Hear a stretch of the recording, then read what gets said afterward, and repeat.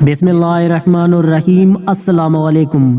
حضرت شیخ سعدی بیان کرتے ہیں کہ ایک نوجوان حد سے زیادہ حسین و جمیل تھا اور اس کے ساتھ ساتھ نیک اتوار کا بھی مالک تھا۔ وہ نوجوان علم کی دولت سے مالا مال تھا اور جس موضوع پر بھی گفتگو کرتا لوگ اس کی جانب متوجہ ہو جاتے اور نہایت انمہاک سے اسے سنتے۔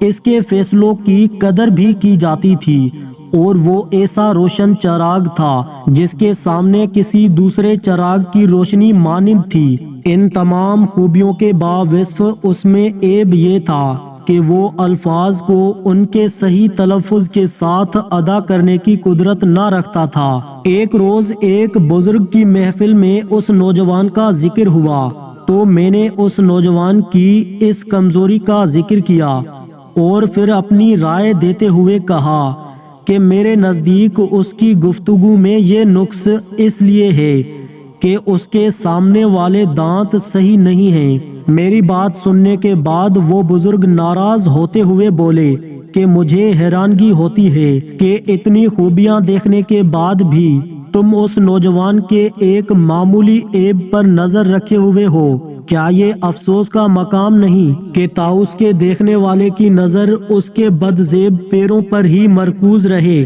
بہتر تو یہ ہے کہ انسان ہنر اور خوبیاں دوسروں کی ذات میں تلاش کرے اور عیب اپنی ذات کے دیکھے۔ یاد رکھو کہ دنیا میں اچھائیاں بھی ہیں اور برائیاں بھی۔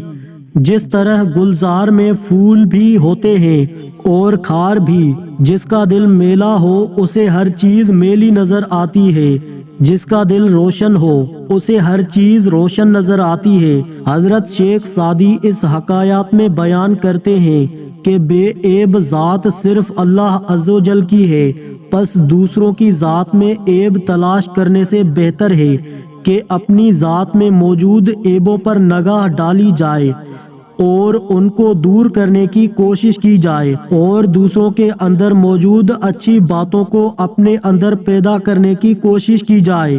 خدا حافظ۔